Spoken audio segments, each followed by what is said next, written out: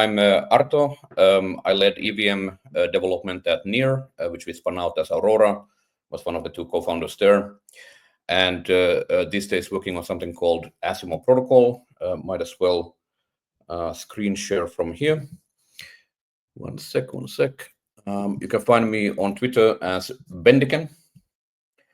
And today I'm going to be talking to you about Asimov Protocol, which is our effort to build a personal intelligence layer that connects to a global knowledge market of verified information. Cameron, since last time we published a bunch more modules. These are all at asimov.directory.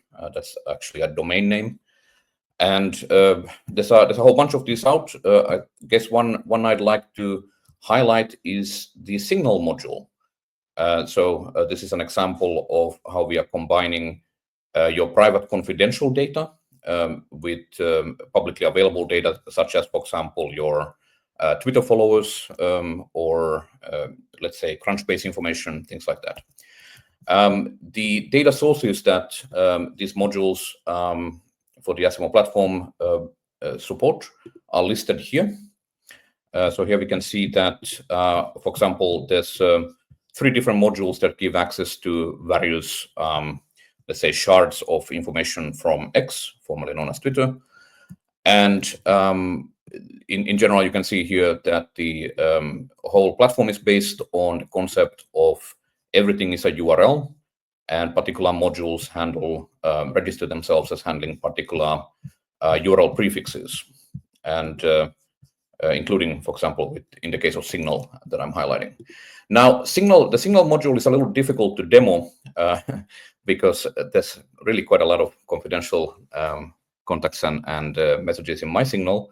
So we're still figuring out what is the best strategy for producing sample Signal databases so that we could actually demo this.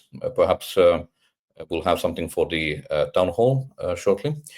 But this is a nice module because it actually decrypts your Signal desktop database on macOS, Windows, Linux, and reads your chats and messages directly or locally. This won't work on mobile due to security restrictions, but on the desktop, this is possible.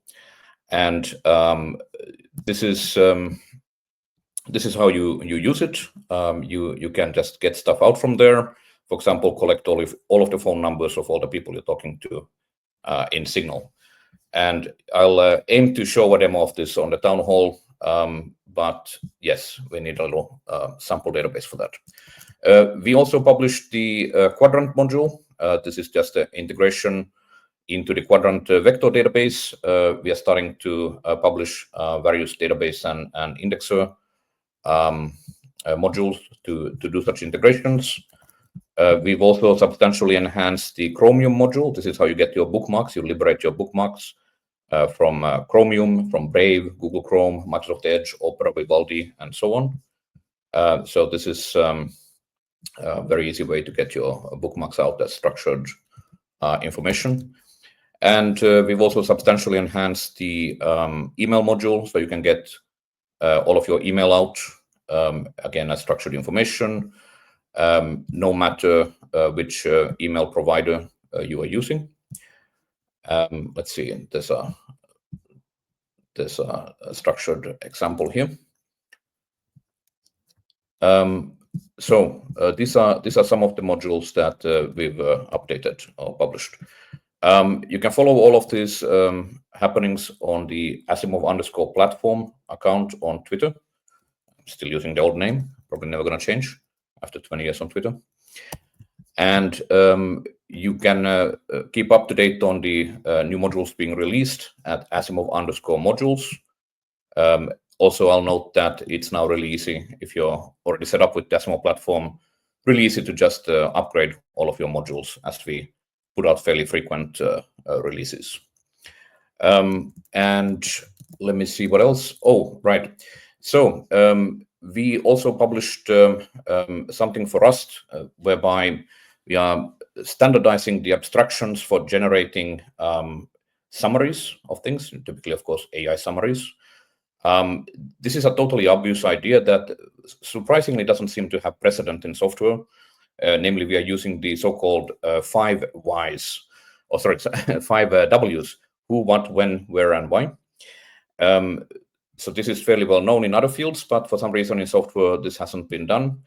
And we just built a bunch of abstractions. This was published today on how you would go about getting a TLDR, as in too long didn't read, out of anything. And we'll be publishing that for other languages as well. We also have lots of updates to the specs site. So the Asimov specs over here. And in particular, the program pattern specification now lists all of the different platform patterns that we currently build all of this out of. So you can think of this as sort of a data flow paradigm where things plug into each other, except that everything is actually a Unix command line tool, a statically linked binary produced from Rust. So there's no dependency hell. There's no dynamically linked libraries, no DLL hell. Everything just works once you have that binary for your particular platform, and then you can hook these things up to transform things and do other kinds of cool stuff, which I will show more on the town hall tomorrow.